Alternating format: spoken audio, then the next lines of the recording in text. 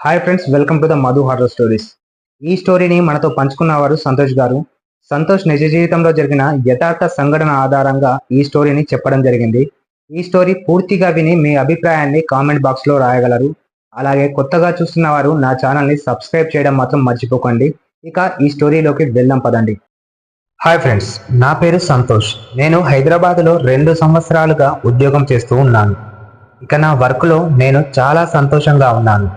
కానీ ఆ సంతోషం ఎన్నో రోజులు నాతో ఉండలేకపోయింది. ఎందుకంటే నా లైఫ్లో ఒక భయంకరమైన సంఘటన జరిగింది. ఈ సంఘటన జరిగి దాదాపు 4 సంవత్సరాలు గడిచాయి. అది అక్టోబర్ 2016.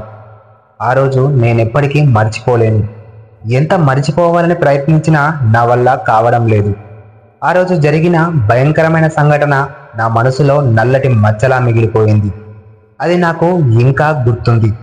ఆ రోజు డేటింగ్ యాప్లో ఒక అమ్మాయిని కలిశాను. ఆమె పేరు పూజ. మేమిద్దరం డేటింగ్ యాప్లో చాలా క్లోజ్ అయ్యాము. ఎంతలా అంటే నన్ను నేను మర్చిపోయే అంతలా. ఇక పూజతో డేటుకు వెళ్ళాలని నిర్ణయించుకున్నాను. అప్పుడు పూజ కూడా ఓకే చెప్పింది. ఆ సమయంలో నా ఆనందం ఆకాశాన్ని అంటింది. తనను ఎప్పుడెప్పుడు చూస్తాను, ఎప్పుడెప్పుడు కలుస్తాను అనే నైట్ మొత్తం నిద్ర లేకుండా గడిపాను. ఇక తర్వాత రోజు పూజను కలుసుకున్నాను. ఆమె ఎంత అందంగా ఉందంటే మాటల్లో వర్ణించలేను. అంత అందంగా ఉంది. మేమిద్దరం ఒక కాలేజీ కేఫ్లో కలుసుకున్నాం. కానీ పూజ అంత ఆనందంగా లేదు. తన ముఖంలో ఏదో భయం. నాతో ఏదో చెప్పాలని అనుకుంటుంది, కానీ చెప్పడం లేదు.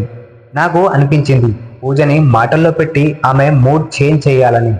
ఇక పూజతో ఓపెన్ అయిపోయి నా ఉద్యోగం గురించి, నా గురించి, మా ఇంట్లో వాళ్ళ గురించి చెప్పడం మొదలుపెట్టాను. అప్పుడు పూజ నాతో మాట్లాడింది. నువ్వు చాలా మంచివాడివి, చాలా అమాయకుడివి, కానీ నేను చెప్పే విషయం నువ్వు జాగ్రత్తగా విను అంటూ నాతో చెప్పింది. నేను చెప్పేది నీకు జోక్లా అనిపించవచ్చు, కానీ నేను ఇప్పుడు చెప్పేది మాత్రం నిజం అంటూ మొదలుపెట్టింది. నేను వారం రోజుల కిందనే వైజాగ్ నుంచి ఇక్కడికి వచ్చాను. ఇక్కడ ఇల్లు కూడా తీసుకున్నాను. అంతవరకు బాగానే ఉంది. ఇక అసలు సమస్య ఏమిటంటే ఆ ఇంట్లోకి వెళ్ళిన రోజు నుండి నాకు కంటి నిండా నిద్ర ఉండటం లేదు. నాతో ఇంట్లో ఎవరో ఉన్నట్టుగా అనిపిస్తుంది. ఇంకా చెప్పాలంటే నాకు చాలా భయంగా ఉంది. ఈ విషయం గురించి నీకు ఎలా వివరించాలో ఇంకా నాకు అర్థమే కావడం లేదు అంటూ భయపడుతూ పూజ ఈ విషయం నాకు చెబుతుంది. ఇక అప్పుడే నేను ఈ విషయంలో మీకు నేను ఏ విధంగా సహాయం చేయగలను అంటూ సమాధానం ఇచ్చాను. అప్పుడు పూజ ఏమని రిప్లై ఇచ్చిందంటే, ఈరోజు నువ్వు నాతో మా ఇంటికి రావాలని కోరింది. అప్పుడు నా మనసులో చాలా సంతోషంగా ఉన్న పైకి మాత్రం నేను వస్తే చుట్టుపక్కల వాళ్ళు నీ గురించి తప్పుగా అనుకుంటారని సమాధానం ఇచ్చాను. అప్పుడు పూజ, నేను ఉండేది కొత్తగా నిర్మించిన అపార్ట్మెంట్లో. కింద ఒక ఫ్యామిలీ మాత్రమే ఉంటుంది. నాకు ఎలాంటి సమస్య లేదు. నువ్వు వస్తే నాకున్న భయం పోతుందంటూ చెప్పింది. ఇక నేను మొహమాటంగానైనా సరే ఓకే అని చెప్పాను. ఆమె మాటలు విన్న నాకు మనసులో కొత్త కొత్త ఆలోచనలు పుట్టుకొచ్చాయి. పూజ ముఖంలో మాత్రం భయం ఇంకా ఉంది. నిజంగానే పూజ ఇంట్లో దయ్యం లాంటిది ఏదైనా ఉందా, లేదా నన్ను ఆ ఉద్దేశంతో తీసుకువెళ్తుందా అనే విషయం ఆ ఇంటికి వెళ్ళిన తర్వాత తెలుస్తుందని అనుకున్నాను. రాత్రి 10 గంటల ప్రాంతంలో మేమిద్దరం వాళ్ళ ఇంటికి చేరుకున్నాము. ఆ ఇల్లు 1 BHK ఫ్లాట్. ఇది 4వ అంతస్తులో ఉంది. ఆమె ఫ్లాట్లో ఒక బెడ్రూమ్, ఒక హాల్ మాత్రమే ఉన్నాయి. ఇక ఇంట్లోకి వెళ్ళగానే నాకు ఒక విచిత్రమైన అనుభూతి కలిగింది. ఆ ఇంట్లో ఏదో చనిపోయిన దుర్వాసన వస్తుంది. అక్కడ గాలి పీల్చగానే నాకేదో జబ్బు కలిగినట్టుగా ఫీల్ అయ్యాను. అందులో రూమ్ కూడా చాలా చల్లగా ఉంది. ఎంత అరిచినా బయటకు వినిపించని నిశ్శబ్దం ఆ ఇంటి వాతావరణం. అయినా ఇదంతా నేను ఏమీ పట్టించుకోలేదు. పూజతో మాట్లాడుతూ బెడ్రూమ్లోకి చేరుకున్నాను. ఇక రాత్రంతా చాలా విషయాలు మాట్లాడుతూ ఉన్నాము. రాత్రి మా మధ్య అలాంటి విషయాలు ఏమీ జరగవని ఆమె మాటల్లోనే నాకు అర్థమైపోయింది.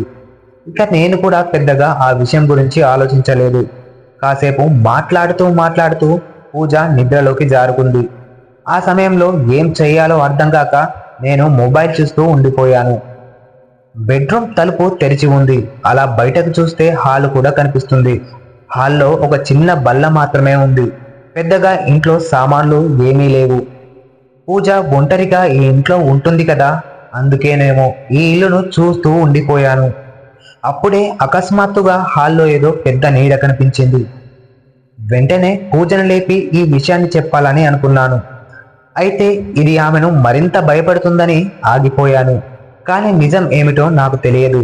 మెల్లగా లేచాను. హాల్ని చెక్ చేయడానికి ప్రయత్నించాను.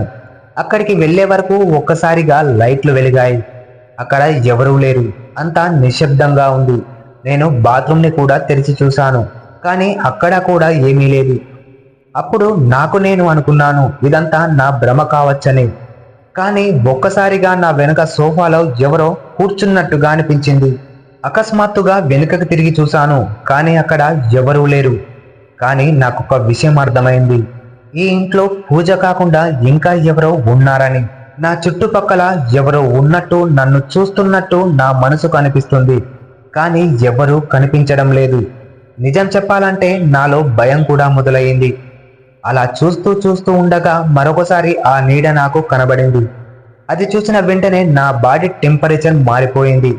కాళ్ళు చేతులు వణకడం మొదలుపెట్టాయి. నా మనసు నా కంట్రోల్లో లేదు. భయం లోతుల్లో నేను కూరుకొనిపోయాను. ఆ సమయంలో ఏం చెయ్యాలో అర్థం కాక అయోమయ పరిస్థితిలో ఉండిపోయాను. ఇక వెంటనే పూజ దగ్గరికి వెళ్ళాలని బెడ్రూమ్లోకి వెళ్ళాను. ఆ రూమ్లో పూజ కనబడటం లేదు. ఇది చూసి నాకు చాలా భయం వేసింది. ఆమె ఎక్కడికి వెళ్ళి ఉంటుందని ఆలోచించడం మొదలుపెట్టాను. కానీ నేను గది బయటనే ఉన్నాను. ఆమె బయటకు వెళ్తే ఖచ్చితంగా నేను ఆమెను చూసేవాడిని అంటూ వాష్రూమ్ వైపు పరిగెత్తాను. కానీ అక్కడ కూడా ఎవరూ లేరు. ఇక బెడ్రూమ్ నుంచి హాల్లోకి వెళ్ళి పూజని పిలుస్తూ ఉన్నాను. కానీ ఇంట్లో మొత్తం నిశ్శబ్దం తప్ప పూజ వాయిస్ మాత్రం రావడమే లేదు. ఇంతలో ఎవరో నడుస్తున్న శబ్దం వినిపించింది. ఇక ఒక్కసారి వెనుకకు తిరిగి చూసేసరికి నా ముఖం ముందు ఒక భయంకరమైన రూపం కనిపించింది. అప్పుడే అకస్మాత్తుగా లైట్లు ఆగిపోయాయి. నేను చూసిన ఆ భయంకరమైన రూపం చీకటిలో కలిసిపోయింది. ఇక భయంతో చల్లటి చెమటతో నా ఒళ్ళు మొత్తం తడిచిపోయింది. అలా చూస్తూ ఉండగా హఠాత్తుగా లైట్లు వెలిగాయి.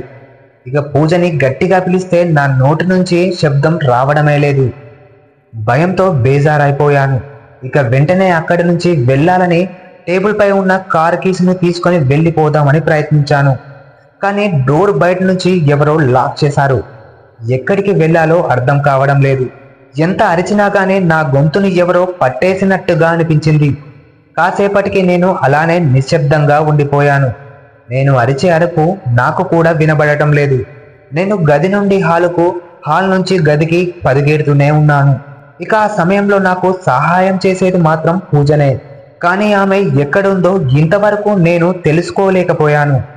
అప్పుడు నాకు నేను ఏమనుకున్నానంటే పూజను ఏదో ఆత్మ బంధించి ఉంటుందని అనుకున్నాను. ఇక నేను హాల్లో నిశ్శబ్దంగా నిలబడి ఉన్నాను. ఈసారి కూడా నా వెనుక ఎవరో ఉన్నట్టుగా అనిపించింది. ఈసారి వెంటనే తిరగలేదు. మెల్లమెల్లగా భయపడుతూ వెనక్కి చూస్తూ తిరిగాను. పూజ నా ముందు నిలబడి ఉంది. ఆమెను ఏ ఆత్మ బంధించలేదని తెలుసుకున్నాను. ఎందుకంటే పూజనే దయ్యం కాబట్టి. కొంత సమయం క్రితం ప్రేమతో చూసిన ఆ కళ్ళు ఎరుపెక్కిన ఎర్రని కళ్ళతో నన్ను భయంకరంగా చూస్తూ ఉన్నాయి. ఆ ఇంట్లో మొదటగా వచ్చిన శవం వాసన ఇంకా భరించలేనంతగా పెరిగిపోయింది. ఇక పూజని అలా చూసిన నేను భయంతో గట్టిగా అరవడం మొదలుపెట్టాను. ఇక ఆ సమయంలో నా గొంతు నాకు వినిపించడం మొదలుపెట్టింది. అక్కడి నుండి పారిపోవాలని ప్రయత్నించాను. కానీ ఒక్కసారిగా నన్ను వెనుక నుంచి ఎవరో గట్టిగా లాగి పట్టుకున్నట్టుగా అనిపించింది.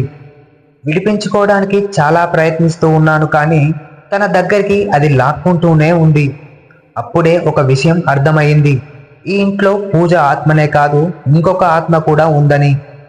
ఇక ఒక్కసారిగా నేల మీద పడ్డాను. ఆ సమయంలో నేను మునిగిపోతున్నట్టుగా భావించాను. చుట్టుపక్కల ఉన్న వస్తువులను పట్టుకుని పైకి రావడానికి ప్రయత్నిస్తూ ఉన్నాను. ఇక సమయం ఉదయం 3 గంటలు. అక్కడ ఉన్న గడియారంలో సౌండ్ రావడం మొదలైంది. ఆ ఇల్లు మొత్తం నిశ్శబ్దంగా మారిపోయింది. ఇక ఇదే సరైన టైం అని భావించి జేబులో ఉన్న కార్ కీని వెతికాను. అది కింద పడి కనబడింది. వెంటనే కార్ కీస్ తీసుకొని ఆ ఇంట్లో నుంచి బయటకు వెళ్ళడానికి ప్రయత్నించగా ఆ ఇంటి డోర్స్ కూడా తెరుచుకున్నాయి. ఇక తిరిగి చూడకుండా కార్ని స్టార్ట్ చేసుకుని ఇంటికి వెళ్ళి ఊపిరి పీల్చుకున్నాను. ఆ రోజు తర్వాత ఆ అమ్మాయి డేటింగ్ యాప్లో ఎప్పుడూ కలవలేదు. కానీ నేను ఆ అమ్మాయికి చాలా మెసేజ్లు పంపించాను. కానీ ఆమె దగ్గర నుంచి ఒక్క సమాధానం కూడా రాలేదు. అలాగే కొన్ని రోజుల తర్వాత డేటింగ్ యాప్లో ఆమె ప్రొఫైల్ కూడా తొలగించబడింది. ఇక ఆ రోజు నుండి నా ప్రొఫైల్ కూడా నేను శాశ్వతంగా తొలగించాను. ఈ రోజు కూడా ఆ అమ్మాయి ముఖం నాకు గుర్తు వస్తూనే ఉంది. సో ఫ్రెండ్స్, ఈ స్టోరీ మీకు నచ్చినట్టయితే ప్లీజ్ మ్యాడ్ హర్రర్ స్టోరీస్ని సబ్స్క్రైబ్ చేయడం మాత్రం మర్చిపోకండి.